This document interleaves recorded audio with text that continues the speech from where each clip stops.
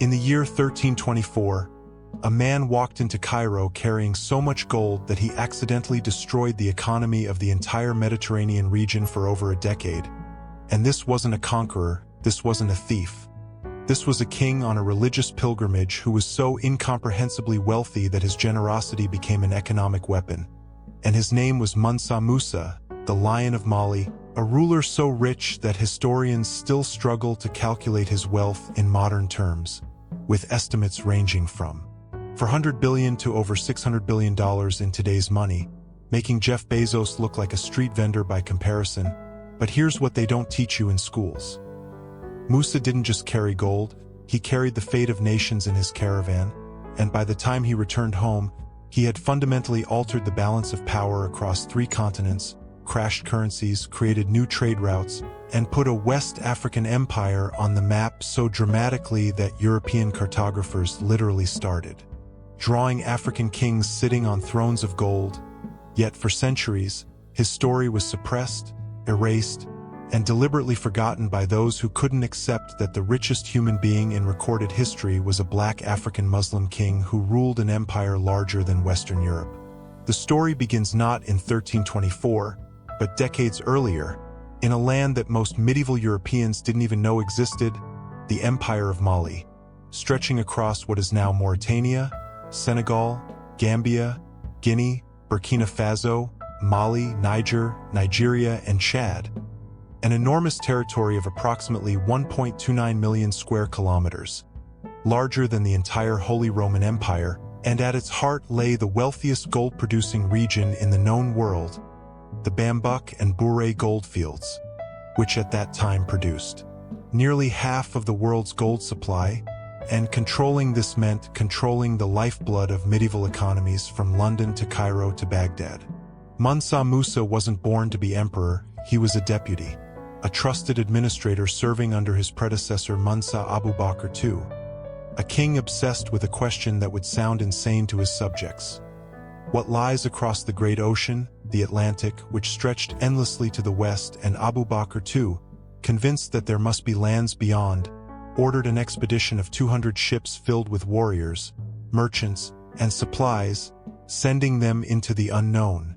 And when only one ship returned with tales of powerful currents and endless water, Abu Bakr II did something unprecedented. He abdicated his throne, commissioned 2,000 ships, and sailed into the Atlantic himself in 1311, never to return, leaving Musa, his deputy, to inherit an empire he never expected to rule. When Musa ascended to the throne around 1312, he inherited more than just land. He inherited a sophisticated economic system that had been refining gold trade for centuries. The trans-Saharan trade routes that connected West Africa to North Africa and beyond. Routes controlled by Malian merchants who understood that gold was only valuable if you controlled its distribution. And Musa was brilliant at this game. He didn't flood the markets, he created scarcity, he established royal monopolies, he taxed every grain of gold that left his territory, and he built a network of tribute states that funneled wealth to his capital at Niani. But Musa wasn't just a businessman, he was a devout Muslim in an era when Islam was rapidly spreading across Africa, and like all faithful Muslims, he had an obligation, the Hajj, the pilgrimage to Mecca that every Muslim who is able must complete once in their lifetime. And Musa decided that when he went, he would go in a way that the world would never forget. The preparation alone took years. Musa assembled a caravan that numbered, according to contemporary Arab historians, 60,000 people, though some accounts claim as many as 80,000, including 12,000 personal servants and slaves, each wearing Persian silk and carrying golden staffs, 500 heralds bearing gold-adorned staffs and dressed in fine garments, senior officials, soldiers, griots who would sing his praises, doctors, teachers, and an entire mobile court. And then there was the gold, 100 camel, loads of pure gold, with each camel carrying approximately 300 pounds, meaning Musa carried roughly 30,000 pounds of gold. That's 15 tons of gold just in the caravan, not counting what was carried by the thousands of people or stored in supply trains. And this wasn't even a significant portion of his wealth, this was his traveling money, his pocket change for a road trip. In 1324, the caravan departed from Niani, and the journey to Mecca covered approximately 4,000 miles, and every city they passed through experienced the Musa effect. In Walata, the first major stop, he distributed so much gold to the poor that local merchants had to recalibrate their price systems. In Tuat, an Algerian oasis city, his generosity was so overwhelming that the economy became dependent on golden handouts, creating a temporary boom that collapsed the moment he left. But nothing, absolutely nothing, compared to what happened in Cairo. When Mansa Musa entered Cairo in July 1324, he entered the most sophisticated city in the Islamic world, the capital of the Mamluk Sultanate, a city of 500,000 people, bustling markets, ancient centers of learning, and an economy that had seen every kind of wealth imaginable. And they had never seen anything like this. The chronicler Al-Amari, writing just 12 years after Musa's visit, interviewed eyewitnesses who described the scene with words that bordered on disbelief. Musa rode at the head of his procession wearing robes woven with gold thread. His retinue created a column that took an entire day to pass through the city gates. And everywhere he went, gold flowed like water. Musa stayed in Cairo for 3 months, and during that time, he gave away so much gold that he triggered an economic catastrophe. He handed gold to random people in the streets. He gave enormous gifts to the Mamluk Sultan al-Nasir Muhammad. He donated to every mosque and shrine. He paid his suppliers with pure gold at prices that made no economic sense. He commissioned buildings, funded scholarships, purchased supplies, and essentially treated gold as if it were as common as sand. And Cairo's merchants and money changers quickly realized they could exploit this. They raised prices on everything, knowing Musa would pay whatever they asked, and Musa, either not understanding or not caring about economics, kept spending, and then something unprecedented happened. The gold-to-silver exchange rate collapsed. Before Musa's arrival, gold was valuable precisely because it was scarce, but when you flood a market with 15 tons of gold over 3 months, scarcity disappears and value plummets. The price of gold in Cairo dropped by as much as 25%, which might not sound catastrophic until you realize that gold was the foundation of the medieval economy. It was how kingdoms paid debts, how merchants conducted international trade, how wealth was stored and measured, and suddenly everyone in Cairo holding gold became 25% poorer overnight. Egyptian merchants who had borrowed in gold now owed debts that were worth more than their assets. International trade deals became disasters as the value fluctuated wildly, and the Mamluk government, which collected taxes and paid soldiers in gold-backed currency, faced a budgetary crisis. Al-Amari's sources told him that the gold market in Cairo did not recover for 12 years, over a decade of economic disruption because one man was too generous, and the effects rippled outward. Mediterranean trade was thrown into chaos because Egyptian gold was the standard for cross-regional commerce. Venetian and Genoese merchants who traded with Egypt suddenly found their calculations worthless, and the news of this economic miracle turned catastrophe spread across Europe, the Middle East, and North Africa, and for the first time, European kingdoms realized that somewhere in the African interior was an empire of unimaginable wealth. But here's where the story gets even more interesting, because Mansa Musa apparently realized what he had done. On his return journey through Cairo, sources report that he actually tried to fix the economy he had broken. He borrowed gold from Egyptian moneylenders at extremely high interest rates, deliberately taking gold out of circulation to reduce supply and restore value, essentially performing one of the first recorded examples of quantitative tightening, medieval monetary policy executed by a man who supposedly didn't understand economics. And this reveals something crucial about Musa. He wasn't a fool throwing money around. He was making a calculated statement, demonstrating that Mali possessed so much wealth that he could afford to destabilize entire economies and then fix them at will. It was a flex of power that no European king could match. The pilgrimage continued.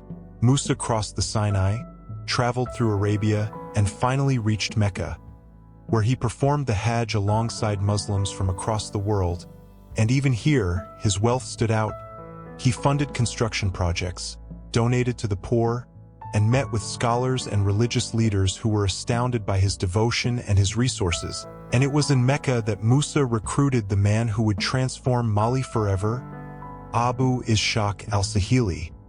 a Granada-born poet and architect, who would return with Musa to Mali and revolutionize its architecture, introducing fired brick construction and sophisticated Islamic architectural principles to West Africa, building mosques and palaces that still stand today as UNESCO World Heritage Sites.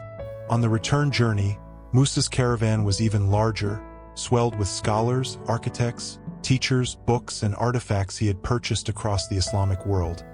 He was transforming his pilgrimage into a knowledge-gathering mission, bringing back not just spiritual fulfillment but the intellectual capital to transform Mali into a center of Islamic learning. And when he returned to Niani in 1325, he set about building an empire that would rival anything in the medieval world. Under Musa's patronage, Timbuktu transformed from a small trading settlement into one of the world's greatest centers of learning. The Sankor Madrasa became a university attracting students from across Africa and the Middle East, housing a library with hundreds of thousands of manuscripts on subjects ranging from astronomy to medicine to Islamic jurisprudence. The Jingareber Mosque, designed by Al-Sahili, became an architectural marvel. Its distinctive mud brick construction with wooden supports creating a style that defined West African Islamic architecture, and Musa established a system of support for scholars, poets, and scientists that made Timbuktu synonymous with learning for centuries. The phrase, "from here to Timbuktu," in European languages originally meant the furthest reaches of scholarly achievement before it was twisted to mean remoteness and backwardness. But Musa's empire wasn't just about culture and religion. It was a sophisticated political and economic machine. He divided Mali into provinces, each governed by a pharaoh or governor who reported directly to the Mansa. He established a professional army estimated at 100,000 soldiers, making it one of the largest military forces in the world at the time. He created a complex system of tribute that allowed conquered peoples to maintain their local rulers as long as they paid taxes and provided military support, and he built a network of roads and supply stations that facilitated trade across the Sahara, turning Mali into the critical link between West African gold and the Mediterranean economies that depended on it. The economy Musa controlled was staggeringly complex. Mali's wealth came from three primary sources. First, the gold mines of Bambuk and Bouré, which produced tons of gold annually through a labor system that combined free miners, slaves, and seasonal workers.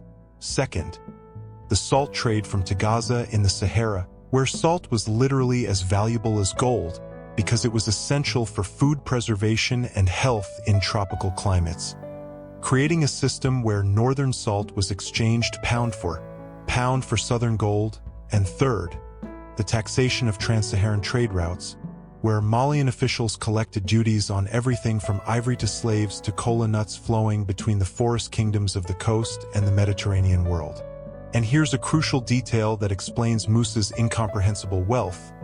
He didn't just control the gold. He controlled information about the gold. Malian traders deliberately obscured the location of the gold fields from Arab and European merchants, creating a monopoly on production while allowing controlled trade, and Musa himself reportedly never visited the mines, maintaining their location as a state secret, which meant that while European and Arab kingdoms depended on Malian gold for their currencies, they had no way to access it directly, no way to cut out the Malian middlemen, and no leverage to demand lower prices. Musa had created the medieval equivalent of OPEC, and he was Saudi Arabia. The impact of Musa's pilgrimage on European consciousness cannot be overstated. In 1375, a Majorcan cartographer named Abraham Cresques created the Catalan Atlas, one of the most important medieval maps, and on it, dominating West Africa, is an illustration of a black African king sitting on a throne, wearing a golden crown, holding a golden scepter and a golden orb, with a caption reading, "This Negro lord is called Musa Mali, lord of the Negroes of Guinea. So abundant is the gold which is found in his country that he is the richest and most noble king in all the land." This wasn't artistic license, this was geopolitical intelligence. European kingdoms now knew that real power and real wealth existed in Africa, not just in the forms they could exploit, but in organized empires that could potentially compete with or even dominate European economies. But like all empires built on commodity wealth, Mali faced fundamental vulnerabilities. Gold, unlike agricultural production or industrial capacity, is a finite resource subject to discovery, depletion, and market forces beyond any single empire's control. And the very success of the trans-Saharan trade created rivals who wanted a larger share. To the north, Moroccan kingdoms eyed the salt mines and trade routes. To the east, the Songhai people along the Niger River grew increasingly powerful and restless under Malian rule. And to the south, smaller kingdoms began questioning why they should send tribute to Niani when they could trade directly with North African merchants. Mansa Musa ruled until his death around 1337, approximately 25 years on the throne, and in that time he expanded Mali's borders to their greatest extent, controlling an empire that at its peak included 400 cities and towns and ruled over an estimated population of 20 to 40 million people.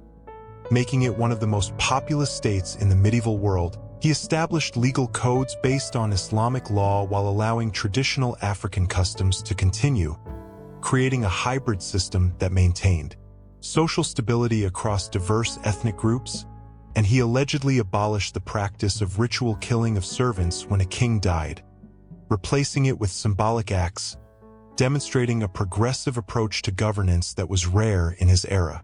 After Musa's death, Mali began a slow decline.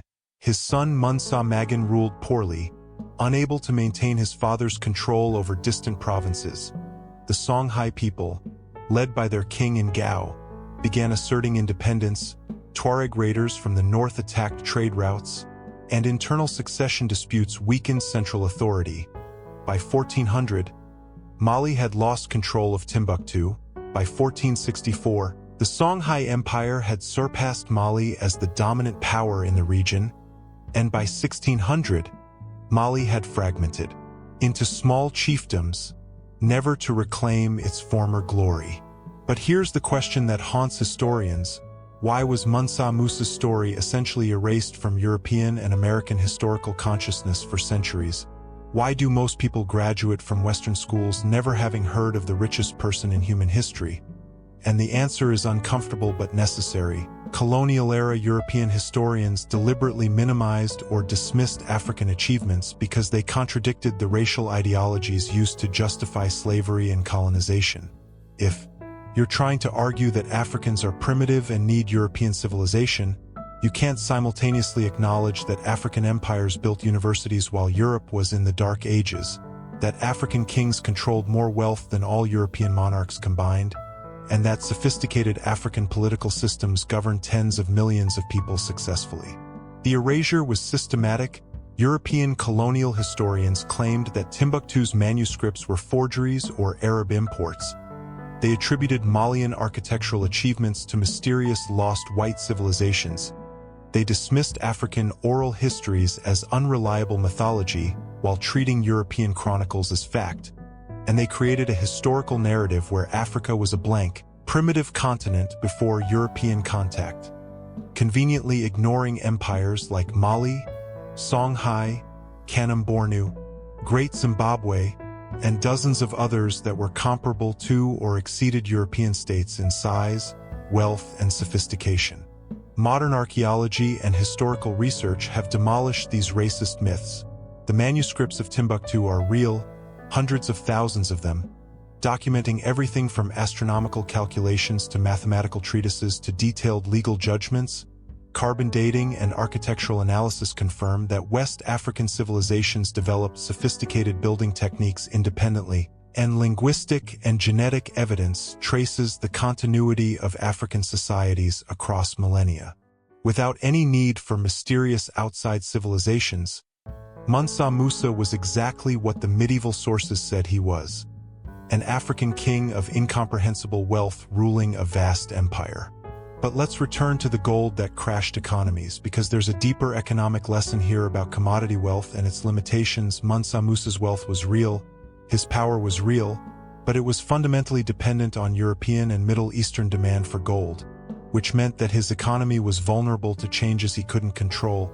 When Portuguese explorers discovered sea routes to West Africa in the 1400s, They bypassed the trans-Saharan routes, when American gold and silver flooded European markets after 1500, African gold became less critical, and when European kingdoms shifted to silver-based currencies, the entire economic foundation that made Mali wealthy became less relevant. This is the curse of the resource economy. When your wealth comes from what you extract from the ground rather than what you produce with human labor and ingenuity, you're subject to global forces beyond your control. Saudi Arabia faces this today with oil. Resource-rich nations across Africa and Latin America face it with minerals and metals, and Mali faced it with gold. The difference is that Mali, unlike modern resource economies, didn't have the technological or institutional capacity to diversify before the bottom fell out. Yet Musa's legacy transcends economics. He demonstrated that an African Muslim king could command respect and attention on the global stage. He created institutions of learning that preserved knowledge through centuries of turmoil. The manuscripts of Timbuktu survived wars, colonization, and climate to emerge in the 21st century as proof of African intellectual achievement. He established architectural traditions that continue to define West African aesthetics. The Great Mosque of Djenné, rebuilt multiple times using Musa-era techniques, is still the largest mud brick building in the world and an icon of African heritage. And he created a historical memory that, despite centuries of suppression, has begun to reclaim its rightful place in human history. Consider the numbers one more time, because they're almost incomprehensible. Musa's estimated wealth of $400 to $600 billion in modern terms exceeds the GDP of most contemporary nations.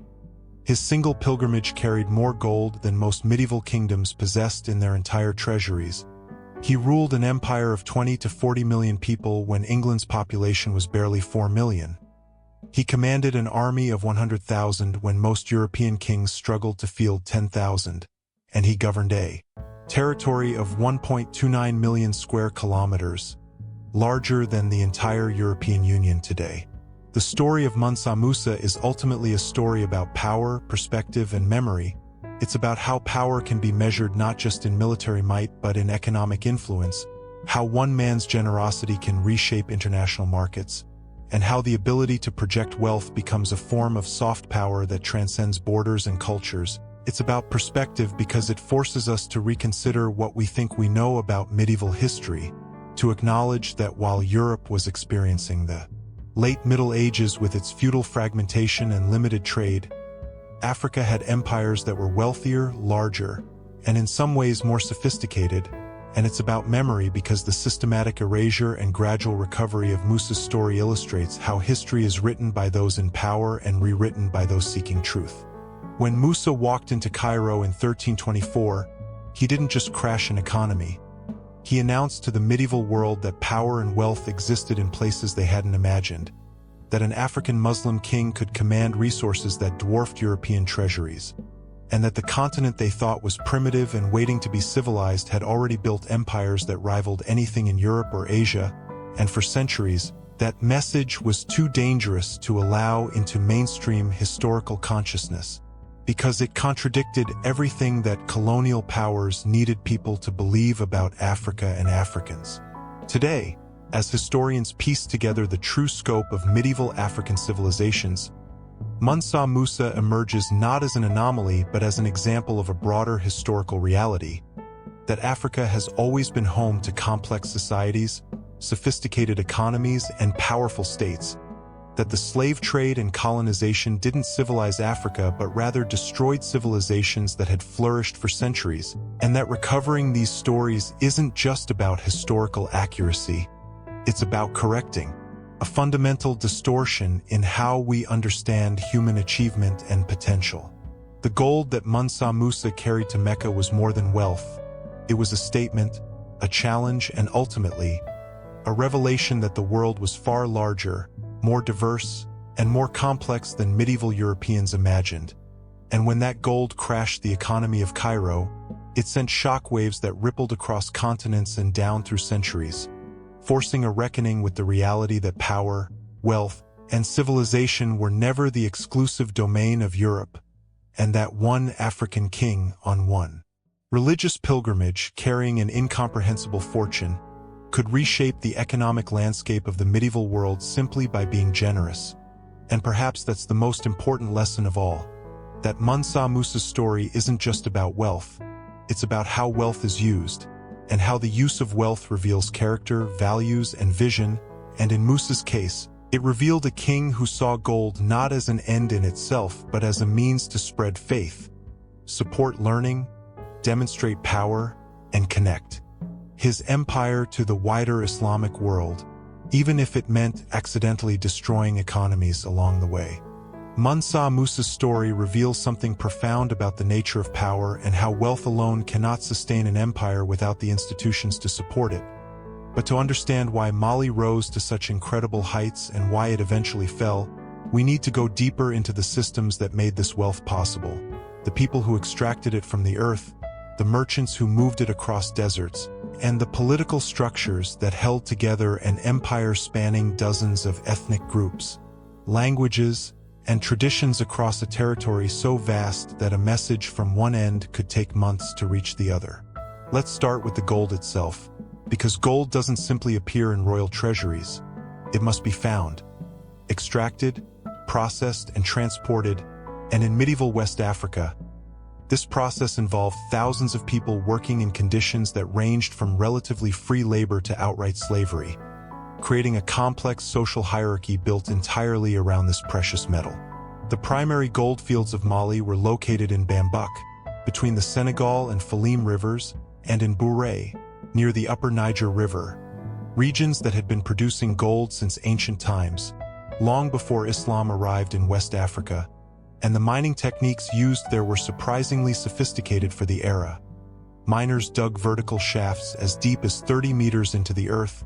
Following gold-bearing quartz veins, they used fire-setting techniques where they heated rock faces and then doused them with water to crack the stone, making it easier to extract ore, and they developed panning and sluicing methods to separate gold from river sediments during the rainy season when water flow was strongest. But here's what makes the Malian gold system unique. The miners themselves were often free people, not slaves, working in family groups or small cooperatives that had hereditary rights to specific mining areas. They would extract the gold and then sell it to royal purchasing agents who paid in salt, cloth, or other goods, and the crown maintained a monopoly not on mining but on export, meaning local people could mine and even use gold locally, but selling it outside Mali required royal authorization and taxation. This system was genius because it incentivized production while maintaining control.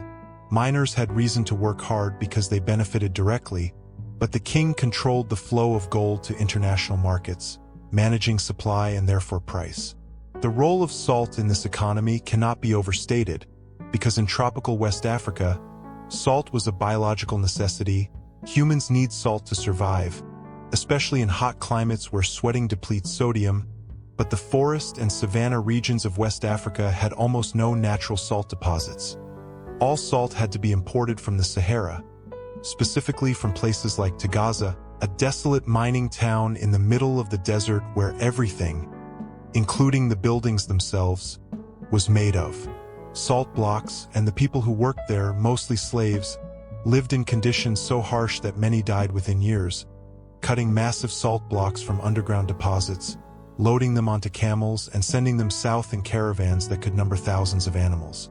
The trans-Saharan trade route was one of the most dangerous commercial journeys in the medieval world, spanning over 1,500 miles of desert where temperatures could reach 130 degrees Fahrenheit during the day and drop below freezing at night, where sandstorms could bury entire caravans, where water sources were days apart and jealously guarded, and where Tuareg raiders constantly threatened merchants. Yet this route was traveled regularly by traders willing to risk everything because the profits were extraordinary. Salt purchased cheaply in Tagaza could be sold for its weight in gold in the markets of Mali, and gold purchased in Mali could be sold for enormous markups in Cairo, Tunis, or Marrakesh, creating a trade system where both ends of the journey multiplied wealth exponentially. The merchants who conducted this trade were primarily Berber-speaking groups, especially the Sanhaja Berbers who had controlled trans-Saharan commerce for centuries, and later the Wang era, Mandinka-speaking merchants who operated under Malian protection. These weren't individual traders making one-off trips. These were sophisticated commercial networks with agents in multiple cities, credit systems that allowed goods to be purchased in one location and paid for in another months later. And insurance arrangements where merchants would pool resources to cover losses from raids or disasters, essentially creating medieval versions of corporations and banking systems without any European involvement. Mansa Musa understood that controlling these merchants meant controlling the empire's economic lifeline, so he invested heavily in infrastructure that seems obvious in retrospect but was revolutionary for its time. He established rest stations called caravanserais at regular intervals along trade routes, providing water, food, and security for merchants. He posted soldiers at key points to suppress banditry, making the routes safer and therefore more profitable. He standardized weights and measures across the empire so that a pound of gold in Timbuktu was the same as a pound in Niani, reducing transaction costs and disputes, and he created a legal system where commercial disputes could be adjudicated fairly quickly, encouraging long-distance trade because merchants knew they had recourse if cheated. The capital city of Niani, Musa's primary residence, was located strategically at the crossroads of the Niger River trade and the routes leading north to the Sahara. And while the city itself has never been definitively located by archaeologists, contemporary descriptions suggest it was enormous, possibly housing over 100,000 people at its peak, with a royal palace complex that covered several acres, surrounded by massive walls, containing multiple courtyards, gardens, and buildings constructed using traditional African architectural techniques of packed earth and wooden supports. And beyond the palace were districts for merchants, artisans, scholars, and the various ethnic groups that made up the empire's population. The political structure Musa presided over was a careful balance between centralized authority and local autonomy. At the top was the Mansa himself, who held absolute power in theory but in practice had to maintain the support of the Bara, a great assembly of nobles, military leaders, and regional governors who could and did depose unpopular rulers. Below the Mansa were the Pharaohs, provincial governors who administered large territories and collected taxes but were rotated regularly to prevent them from building independent power bases. Below the Pharaohs were local chiefs and village headmen who handled day-to-day governance, dispute resolution, and tax collection at the community level, maintaining traditional authority structures that predated the empire. This system worked because Musa and his predecessors understood something that many empires failed to grasp. You cannot govern a vast, diverse territory through force alone. You need buy-in from local populations, and Mali achieved this through a combination of religious legitimacy. As Musa's embrace of Islam aligned Mali with the broader Islamic world while allowing traditional African religions to continue in many areas, economic opportunity, as the empire's wealth created jobs, trade, opportunities, and upward mobility for ambitious individuals regardless of ethnic background, and military power. As Mali's army was strong enough to crush rebellions but usually didn't need to because the other two factors made rebellion unattractive. The military itself deserves examination because an army of 100,000 is meaningless without logistics, training, and command structure.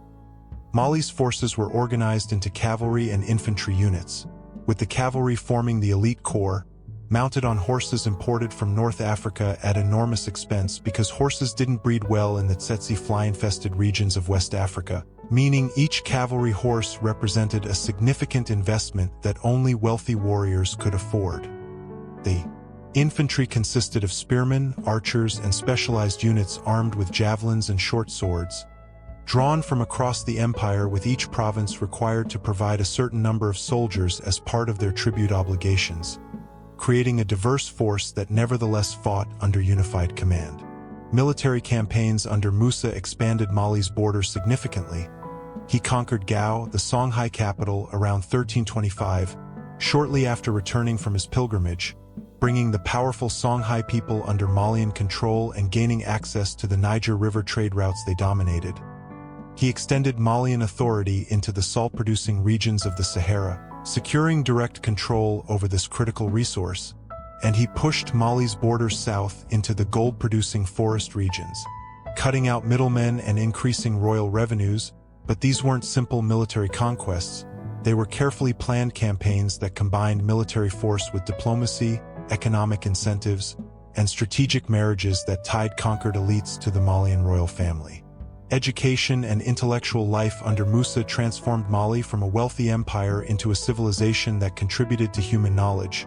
The Sankor Madrasa in Timbuktu became one of the world's first universities in the modern sense, with a faculty of scholars specializing in different fields, a curriculum that covered Islamic theology, law, rhetoric, and logic, but also mathematics, astronomy, medicine, and history, and a student body that at its peak numbered over 25,000, making it comparable in size to medieval European universities like Bologna or Paris.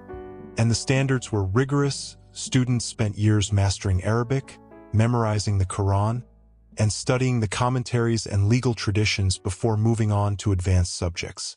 The manuscripts produced in Timbuktu and other Malian centers of learning reveal a sophisticated intellectual culture. There are astronomical texts calculating the movements of planets and stars, mathematical treatises exploring algebra and geometry, medical texts describing surgical procedures and pharmaceutical preparations, historical chronicles documenting the rise and fall of empires, legal opinions on everything from inheritance disputes to commercial contracts, and commentaries on classical Islamic texts that show West African scholars engaging with ideas from across the Muslim world and adding their own perspectives. These weren't derivative works copying Arab scholarship. These were original contributions to human knowledge produced by African scholars in African institutions. One scholar in particular deserves mention, Ahmad Baba al-Masufi al-Timbukti, who lived later in the 1500s but exemplified the tradition Musa established. He wrote over 40 books on subjects ranging from Islamic law to biography to theology. He owned a personal library of 1,600 books, making it one of the largest private libraries in the world at the time. And when he was exiled to Morocco by Moroccan invaders, he took his library with him, and Moroccan scholars were astounded to discover that this African scholar from Timbuktu knew more about Islamic jurisprudence than they did, challenging their assumptions about African intellectual capacity. But while Musa built institutions and spread wealth, he also grappled with the fundamental challenge of succession that has destroyed countless empires. How do you ensure that competent rulers follow you when your death might trigger a power struggle that tears apart everything you built? And the answer in Mali's case was, you don't. The system of succession in Mali was complex and often unstable. The throne could pass to the king's son, but it could also pass to the king's brother or to a nephew through the matrilineal line, following traditional Mandinka customs where a man's sister's son had strong succession claims. This created ambiguity that led to disputes every time a Mansa died. When Musa died around 1337, his son Mansa Magan inherited the throne, but Magan lacked his father's political skill and personal authority. He faced immediate challenges from provincial governors who had been loyal to Musa personally but saw no reason to obey his son. He struggled to maintain control over distant territories like Gao, where the Songhai people chafed under Malian rule, and he apparently lacked his father's financial acumen, continuing to spend gold lavishly without the economic management that Musa had employed, leading to inflation and currency debasement within Mali itself. Magan ruled for only 4 years before dying in 1341, and his successor Mansa Suleiman, Musa's brother, managed to stabilize the empire temporarily through a combination of military campaigns to reassert control over rebellious provinces and diplomatic marriages to tie powerful families to the throne. But the cracks were widening. The Songhai and Gao grew increasingly autonomous. Tuareg confederations in the Sahara began raiding trade routes with impunity, and internal disputes between different branches of the royal family created instability that discouraged investment and long-distance trade. The famous Moroccan traveler Ibn Battuta visited Mali in 1352, during Mansa Suleiman's reign, and his account provides a fascinating outsider perspective on the empire. He was impressed by the security of the realm, noting that a traveler could move through Mali without fear of theft or violence. He praised the devotion to Islam he witnessed, describing elaborate Friday prayers and Quranic schools in even small towns, and he was amazed by the wealth on display, describing courtiers wearing robes woven with gold thread and ceremonies where gold dust was sprinkled in the air as a demonstration of abundance. But he was also critical. He thought Malian women had too much freedom, mixing with men in public and not covering their faces as Islamic law and his interpretation required. He was scandalized by the persistence of traditional African customs like praise singers and ritual dust throwing, and he noted with disapproval that many Malians, even Muslims, still consulted traditional religious practitioners and maintained pre-Islamic beliefs alongside Islam. Ibn Battuta's observations reveal something crucial about Mali.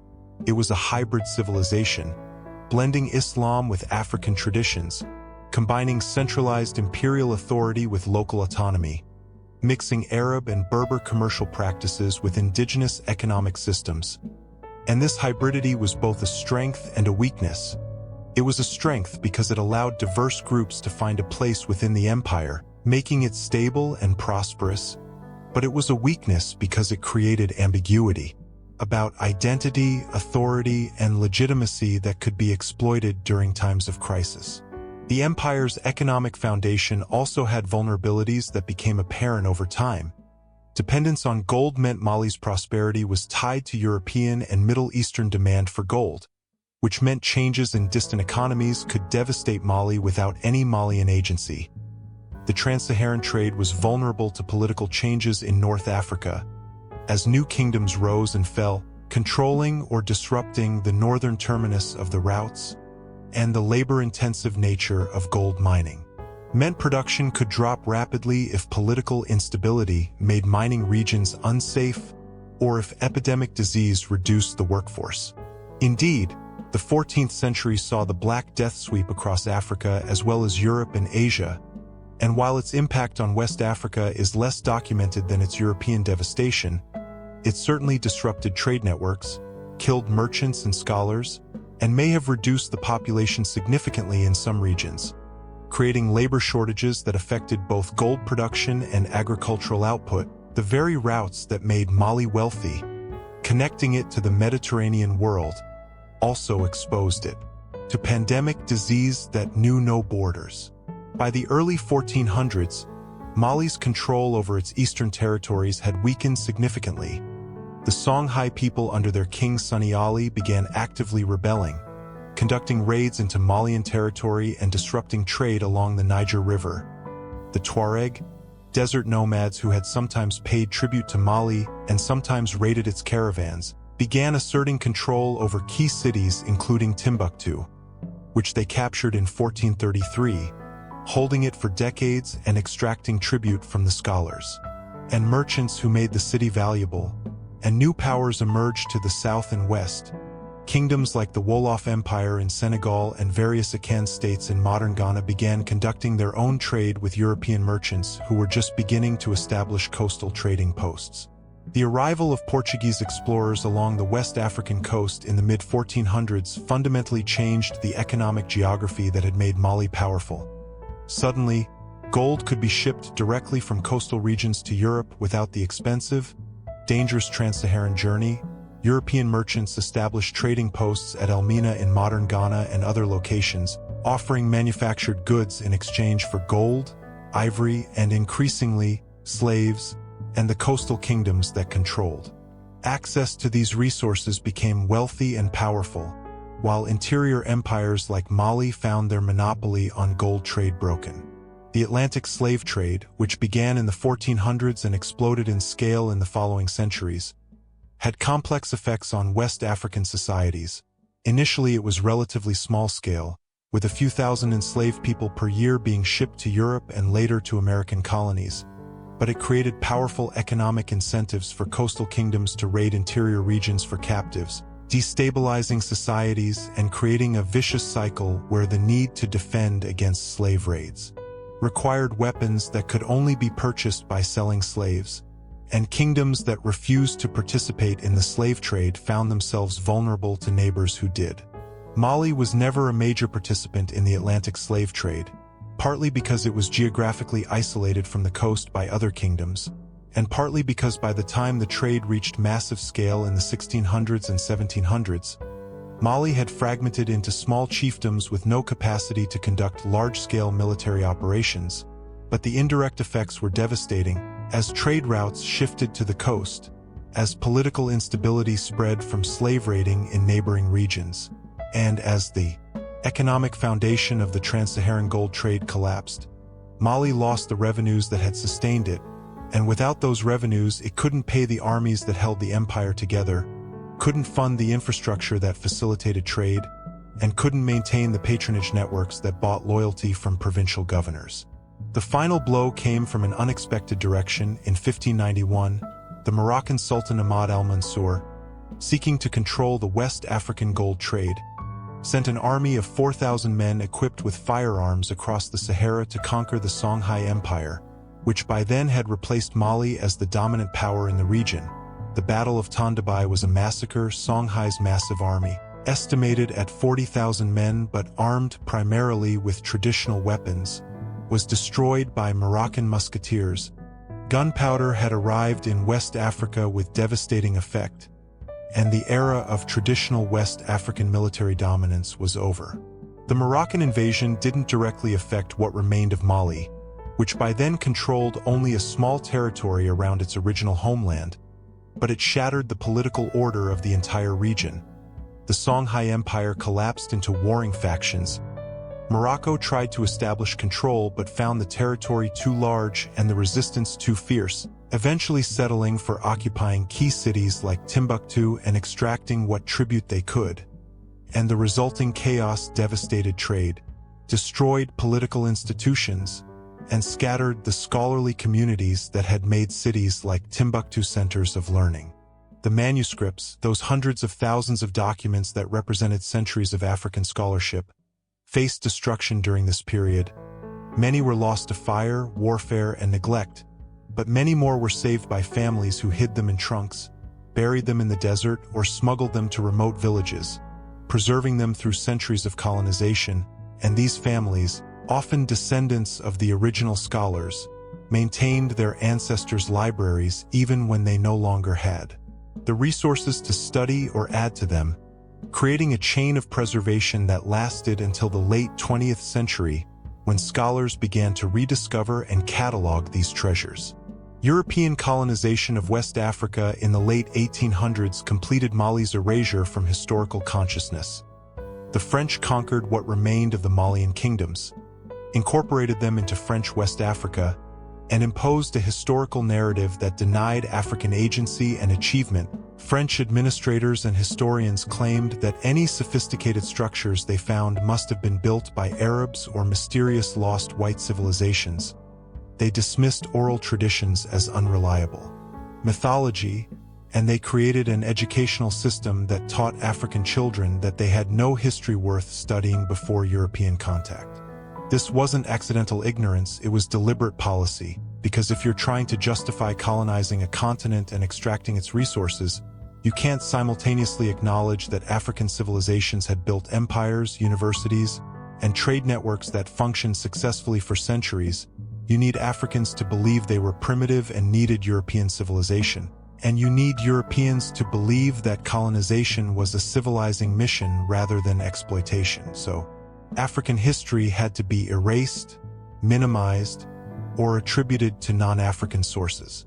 The recovery of Mali's history began in the mid-20th century as African nations gained independence, and historians, both African and international, began seriously examining African oral traditions, archaeological evidence, and the surviving manuscripts. What they found shattered the colonial narrative completely. Carbon dating confirmed that West African civilizations built sophisticated structures centuries before European contact. Linguistic analysis showed complex trade languages and literary traditions that developed independently, and the Timbuktu manuscripts proved beyond any doubt that African scholars were producing original intellectual work in mathematics, astronomy, medicine, and theology when Europeans claimed they were primitive. Mansa Musa's story, recovered from Arab chronicles and African oral traditions, became a symbol of this broader recovery. Here was undeniable proof that Africa had produced wealth, power, and civilization on a scale that rivaled or exceeded medieval Europe, and the story couldn't be dismissed or explained away because it was documented by Arab historians who had no reason to exaggerate African achievement and every reason to minimize it, if anything. Today, Mansa Musa's legacy is complex. He represents African achievement and the sophisticated civilizations that existed before colonization.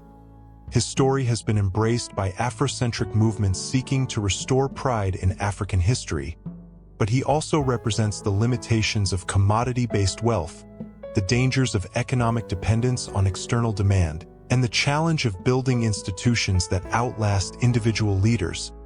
Mali's rise and fall offers lessons about sustainable development, economic diversification, and the importance of investing wealth in productive capacity rather than just displaying it.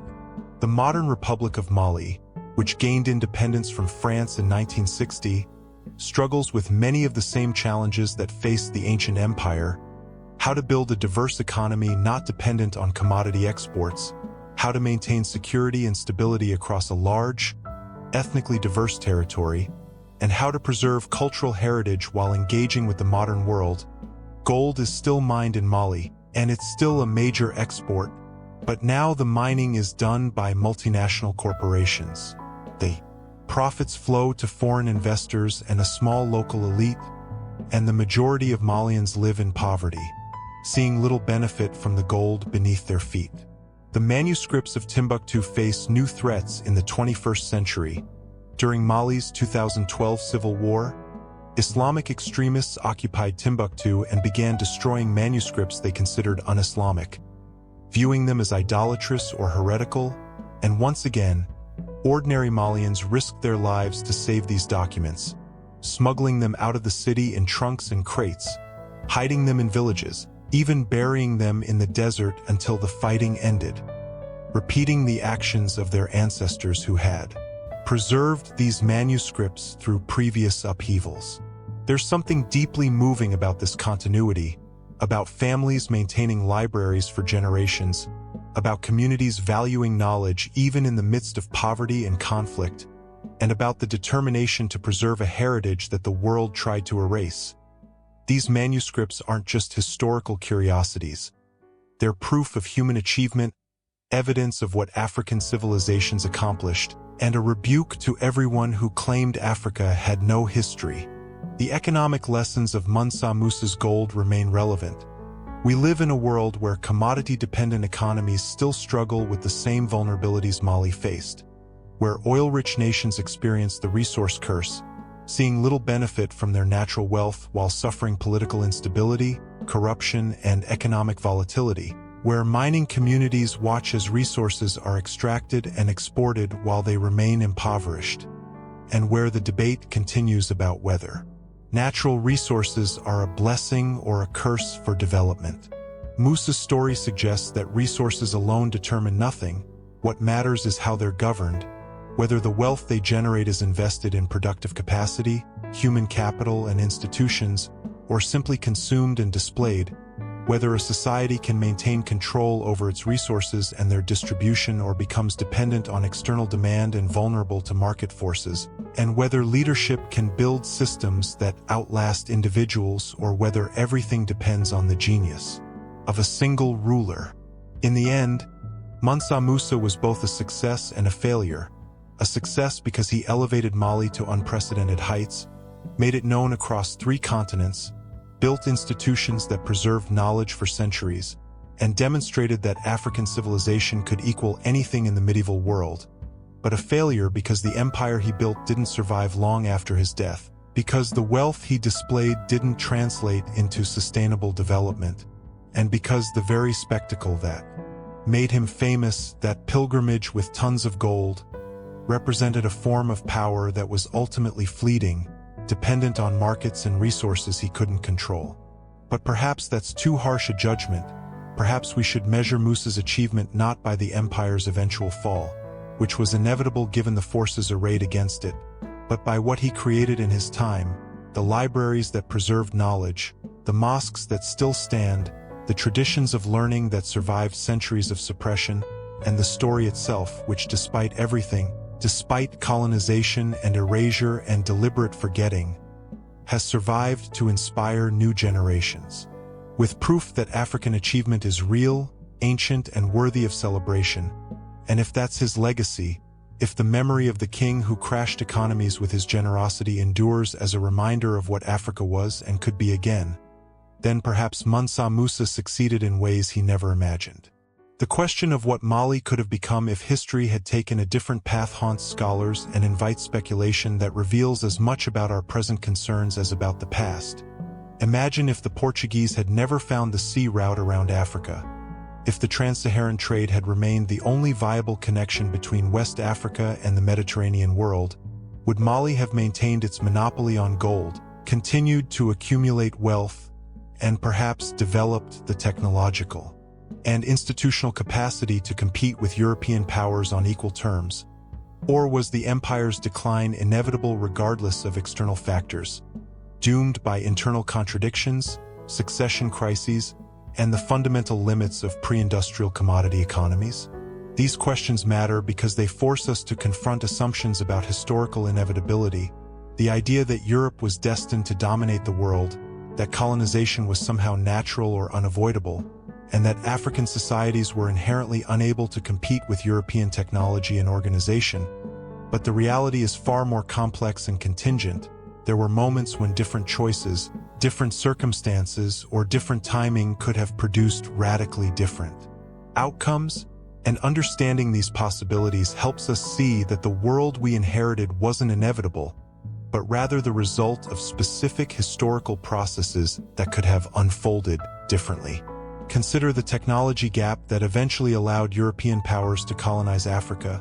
This gap wasn't ancient or inherent. For most of history, West African metallurgy was comparable to or superior to European metalworking.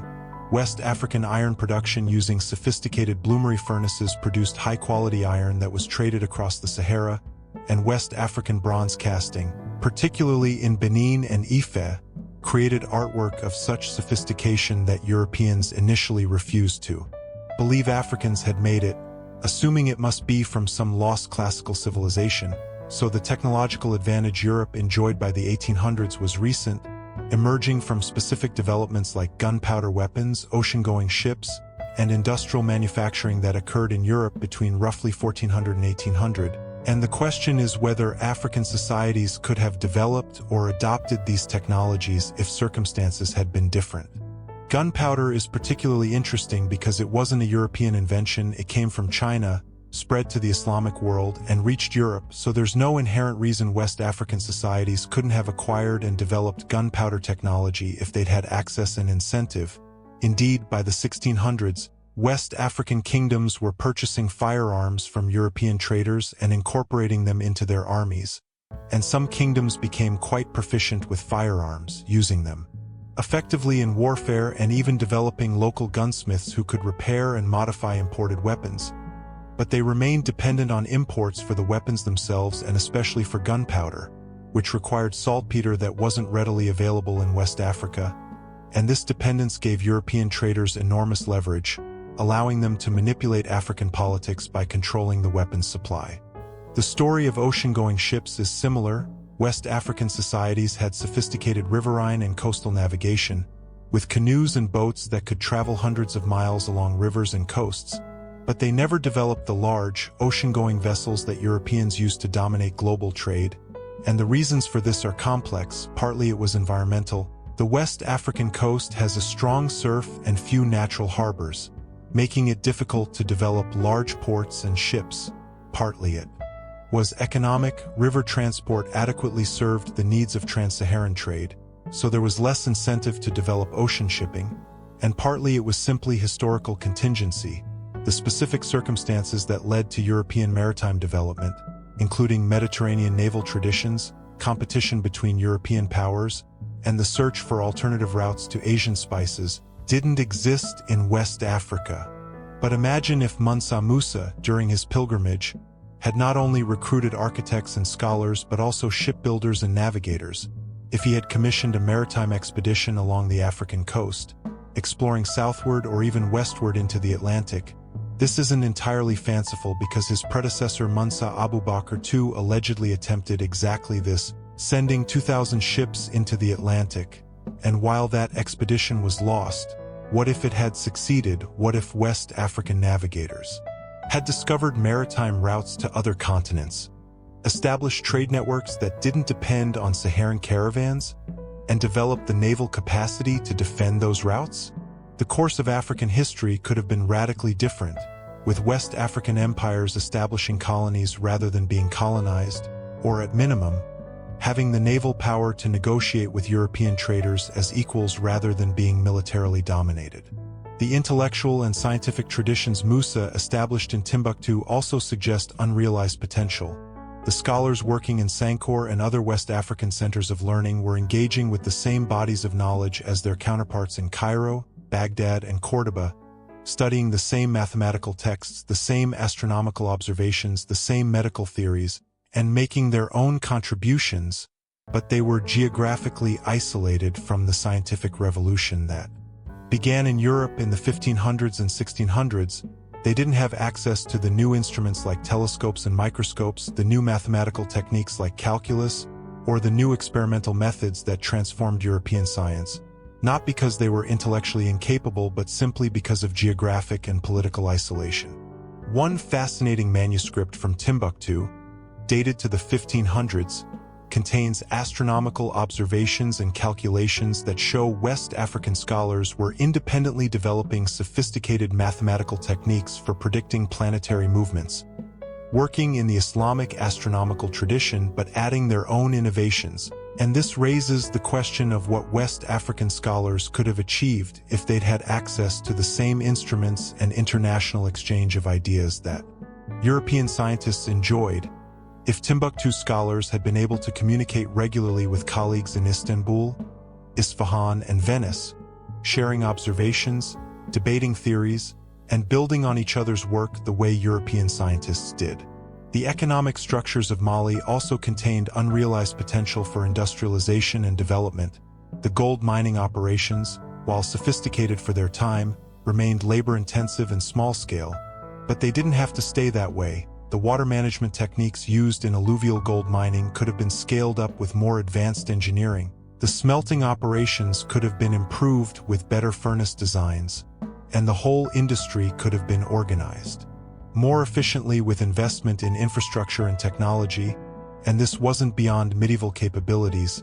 Europe's mining industry underwent similar improvements in the late medieval period, developing water-powered pumps, improved ventilation systems, and more efficient smelting techniques that dramatically increased production.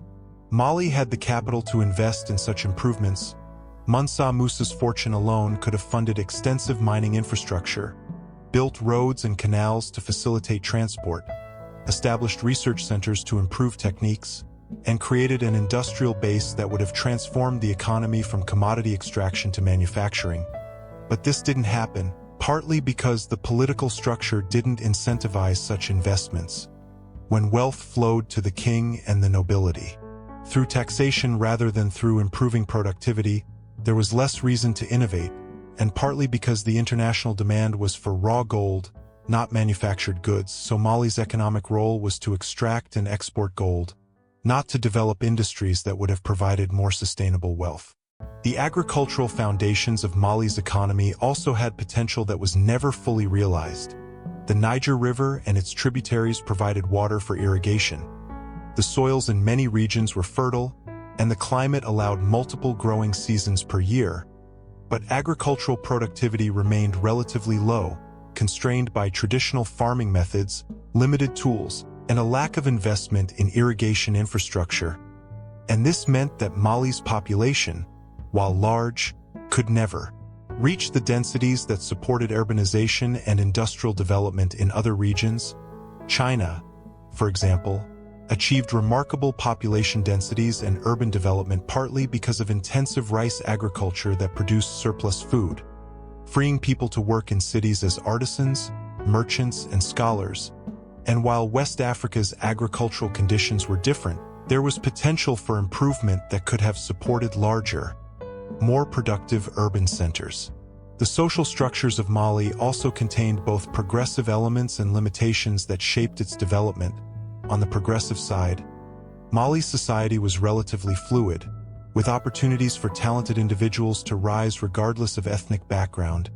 The empire incorporated dozens of ethnic groups without trying to impose cultural uniformity, and women, while certainly not equal to men by modern standards, had more autonomy and economic rights than women in many contemporary societies. Ibn Battuta was scandalized by Malian women's freedom, but from a modern perspective, it suggests a society that wasn't as rigidly patriarchal as many medieval civilizations.